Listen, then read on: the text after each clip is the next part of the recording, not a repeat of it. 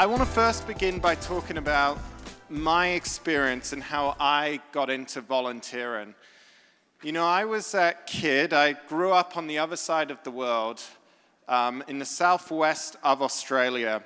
And I was that kid who, and this is blasphemy in Australia to say this because we're a nation of sporting legends, but I was that kid who, I was appalling at sports. I was that kid who I couldn't kick a ball in the straight line to save my life. I was that kid who, when I kicked a ball, it would literally fly off in the other direction and all the other kids would laugh. I was also that kid who was hopeless at academics. I was that kid who, when my mum came to school one day, I remember when she picked me up from the classroom, my teacher said to her, "Michael is bottom of the class and he's not destined on this current trajectory to finish high school, let alone get into university." Until one day, that same teacher, he took me aside and he said, "You know what? I think there's more to you than meets the eye." Up until that point, everyone had said, "Oh, you're stupid, you're lazy, you're not going to amount to anything." And sometimes when people set so low expectations of you, you live down to it rather than rise above. And he said to me, "You know what? I think you've got some potential that no one else sees. And I'm willing to volunteer my time. I will put in extra hours after school, through recess, through lunch, and I will sit with you, but you've got to meet me halfway." And I thought, you know what? What the heck? If this guy, who, by the way, it was his first teaching gig, he was 24 years old at the time, I thought if this guy's willing to go above and beyond, volunteer his own time to help me, then I'll indulge him. And sure enough, we did that together, and 4 years later, when I finished high school, not only did I graduate in the top of my class, but I got into the top 1% of the state. I got into law school. And suddenly, all of those people who had said, "Oh, you're stupid, you're lazy, you're not going to amount to anything," suddenly people were saying, "Wow, you're so smart, you've done all of these great things." But you see, in Australia, we have a saying, it's called, "Don't get tickets on yourself," meaning don't forget where you've come from. Yes, I had worked hard, but I also knew I was lucky. I had this opportunity, and I had this great teacher who was willing to volunteer time for me. And so as I got into university, I was like, the best way I can honor that sense of gratitude for that opportunity is to volunteer my time and to give back. In particular, I was passionate about education. How do I volunteer to extend education to those who don't have it around the world? And so my first act of volunteer, I got involved in a bunch of things. I volunteered for the local bushfire brigade in Australia. I volunteered for the Salvation Army. I went door knocking. And then I decided I want to step this up. And so with my mum, I went to my local supermarket. And we just asked people for product donations. We said, "Can you donate your local, coffee? Can you donate cans? Can you donate vouchers?" Whatever it was. We put this all together and we made hampers. And then at my old high school, we did a quiz night and we raised $1,000 to help build a school in Papua New Guinea. And in my university winter breaks and summers, I had the opportunity to volunteer in India, in Bangladesh, and quite quickly I realized this. I realized, well, you know what? It's one thing to talk about building bricks and mortar of a school, but who is paying the teacher's salary 365 days a year? Who is paying to put meals on the table when for many of these kids, this is the only meal, healthy, nutritious meal they might get in a single day? And quite quickly, when you tally it all up, and it's been estimated that ending extreme poverty is in the hundreds of billions a year, you realize, wow, okay, that's a lot of quiz nights.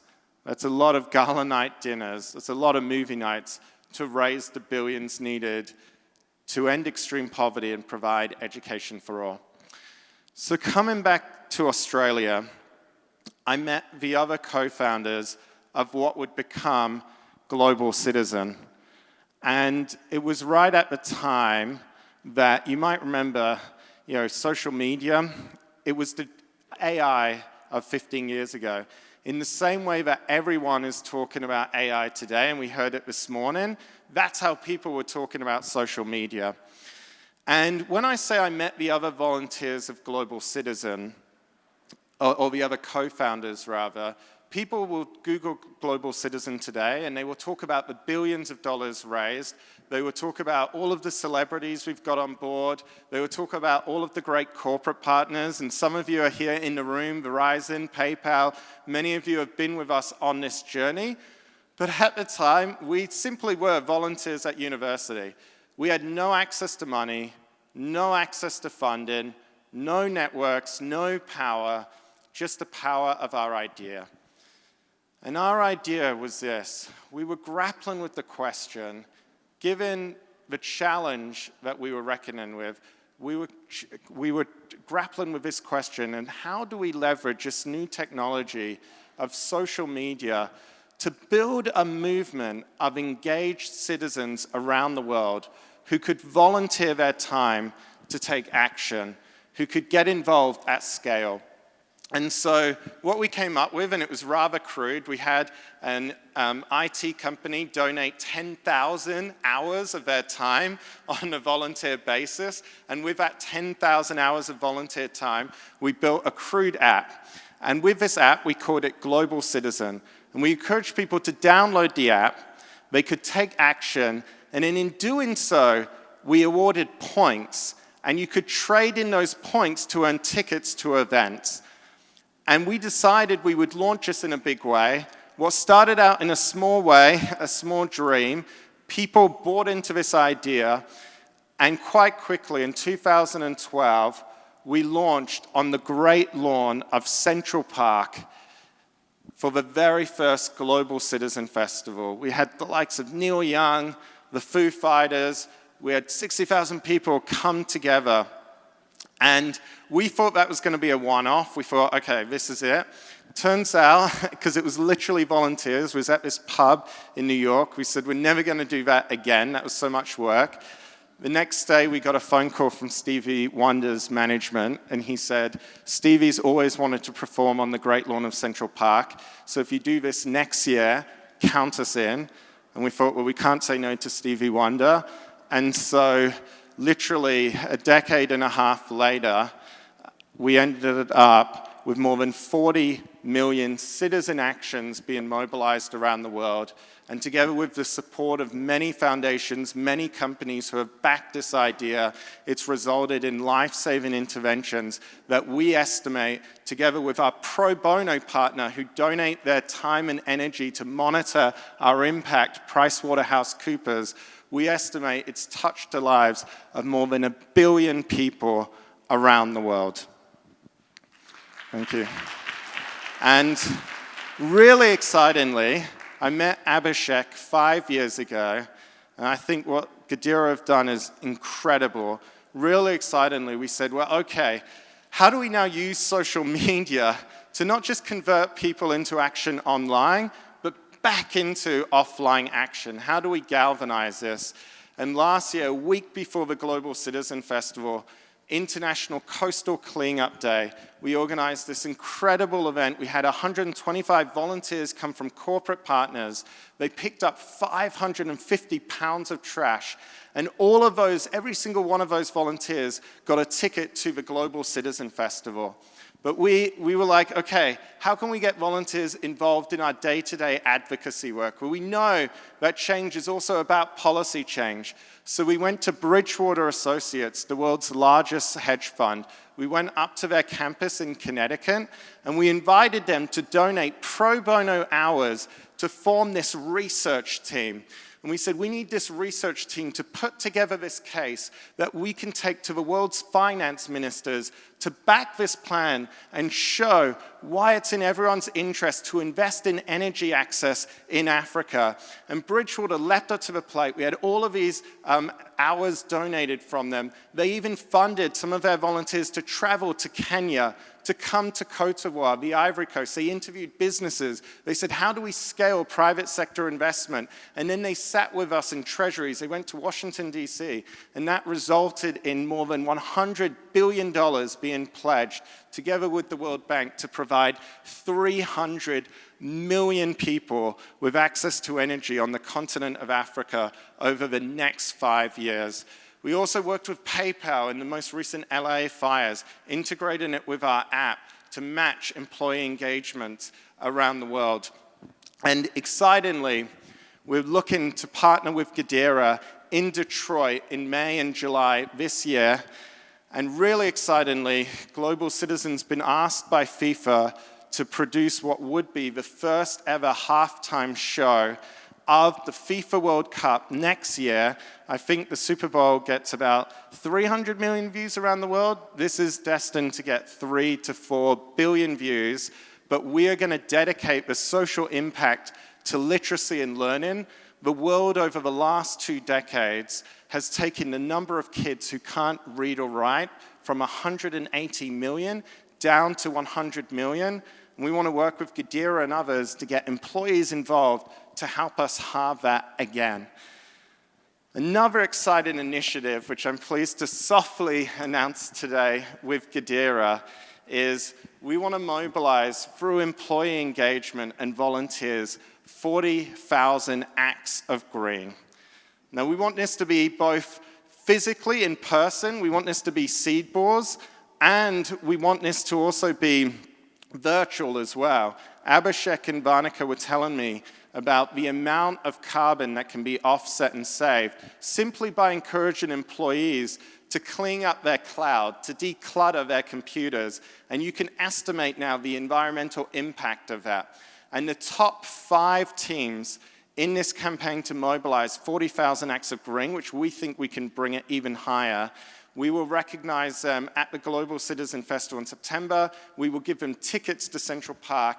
And really excitingly, in November this year, as the world comes to the latest UN climate talks in the Amazon in Belém, on November 9th, we will be hosting the first ever Global Citizen Festival, Amazon campaign, in the heart of the rainforest. And the #1 team we will be producing into a video that the COP30 team in Brazil have asked us to highlight, and we will be highlighting that for the world to see as an example of how employees can get involved, because you can quantify that, you can measure that, and we believe bringing volunteers together around the world can have a huge impact on protecting nature around the world. I know, just to take a step back, I know earlier today we've heard a lot about polarization, loneliness, and we also heard the fact that young people don't believe their actions can make a difference. When you look at this graph here, it shows that pretty much all age groups below the age of 55 don't believe that their actions can make a difference. They say we live in an age of apathy. And the issue with that, the challenge as we're sitting here, is that we know, as we again heard this morning, that 75% of our workforce are millennials and Gen Z. And I think this is where volunteering comes in. There's a great documentary out now on Netflix. I encourage you to watch it. It's called Join or Die. And what this documentary maps is it shows the trends of loneliness and polarization, and it shows that those trends have increased, and it's related to one simple action. The number of people who have joined clubs, whether it's Rotary clubs, Lion International, whether it's bowling clubs, has significantly declined in decades. For a range of reasons, right? Everyone's gotten busy, we're on social media, we're watching TV, and you can't turn back the clock. But maybe this is where volunteers and where companies can create the space, in their own ways, join in these movements, these ideas, getting involved, as a way to turn apathy into agency. Now, Goodera's been really nice to get you a copy of this latest book. It's not a story about Global Citizen. It's not a story about what we've done. It's rather a story of some of the incredible volunteers, advocates, change makers I've had a privilege of working with over the last decade and a half. What I've tried to do is distill 8 minimum steps that anyone, whether you're a citizen, whether you're an employee, whether you're a cultural icon like Taylor Swift, doesn't really matter, can use to make a difference. Because I think in this crazy world we live in, one of the hardest things, not trying to give everyone the answers, it's not comprehensive, but I think one of the hardest things we hear again and again is people question where they can begin, where they can start. Eleanor Roosevelt has this quote, it's one of my favorite quotes. She said, the best way to begin is to begin. And I think companies can provide that place where to begin. Very briefly, to end with just one brief story. As I was finishing up writing this book, and I was kind of in a mad dash because my wife and I were expecting our first child, and everyone was telling me, you're not going to have any life once your daughter's born. So I thought, okay, I better hurry up and write this. I got a phone call from my mum back in Perth, Australia. My mum works as a nurse in aged care. She works with people with dementia. And she said, there's a gentleman who's just been admitted here, and he remembers you. He said to me, are you Michael Sheldrick's mum? And I said, who's that? And she said, his name is Len. My mind thought back when I was volunteering and doing all the Salvation Army drives, going across my street. I would go down to the park, and there was this elderly man. He had 2 walking sticks, and he had this dog. The dog he called Tramp, literally because it looked like the dog from Lady and the Tramp with its wiry grey hair. And I would speak to Len, but the challenge is, in my mind, I was doing some number crunching. That was like 20 years ago. And I said, Mum, yes, but the guy I'm thinking of, with the greatest respect, he had 2 walking sticks at the time. How old is this guy? And she said, yeah, he's 105 years old, and he wants to speak to you. And so my mum puts up FaceTime on her phone, and I find myself speaking to Len. Len was born in 1917. He got married in 1939. This was in the UK. And when war broke out in Europe in 1940, he found himself in the British Army, and he was describing this scene to me in France, where he had lost his unit, he was disillusioned, he was alone, he was afraid, and he remembers climbing up this steep hill. And as he was looking down at the grass, he said a great shadow came above the grass. And he looked up, expecting to see a cloud. Instead, he saw 200 German warplanes blocking out every inch of the sky. He stood still. He was like, and they went over. He said he ran around the back of the hill. He said, I saw an American car. I went, you beauty, got in the car. He made it to the coast. He was on the last boat out of France before it fell, arrives on the other side, and his commanding officer says, Len, you need to take this gun. It's the only one we can spare. You need to go to the coast, to this village, and you need to rally, and you need to protect this village from people jumping from airplanes above. So he goes to this village, and he said, I pulled them out. They rallied the pitchforks. We went down to meet the parachuters jumping from planes above the sky. I just stopped him. I said, Len, how did you maintain hope? Listening to that, I think I would have given up or run in the other way. Did you ever think about that? And he just said, no. We kept saying to ourselves, we haven't got much, but we're not running away. We'll give it a go. We're not running away. We'll give it a go. Shortly after I spoke to Len, my daughter, everyone says, by the way, that your first child never comes early. That's a lie. She came 10 days early. She was born, so watch out, Abhishek, for that in terms of planning. And shortly after that, about 2 weeks after that, I got a phone call from my mum. And she said it was Len's 106th birthday yesterday. And his daughter had come in to see him. And he had said to his daughter, I haven't got anything left to give. It's up to others to give it a go. And that night, he passed away in his sleep. You know, someone said it earlier this morning, 85 years after he made that statement, you know, we have more tools at our disposal to individually make a difference than at any previous time in the history of humanity. We know all of these issues that before us as a society, depression, mental health, apathy, the stats are all there. You know, one of my friends who works in Alzheimer's, she sent me this list this morning of all these peer-reviewed studies showing about how volunteering improves our mental health, anxiety, stress, even it's showing how it relates to protection against dementia, anxiety, all of these things, Alzheimer's. The evidence is there. And with you, and we're looking forward to working with you, I think, how can we continue to ask that question, including of our employees? We haven't got much, but we're not going to give up. We'll give it a go. And so with that, I want to thank you all today. I want to thank Goodera, and let's do this together. Thank you.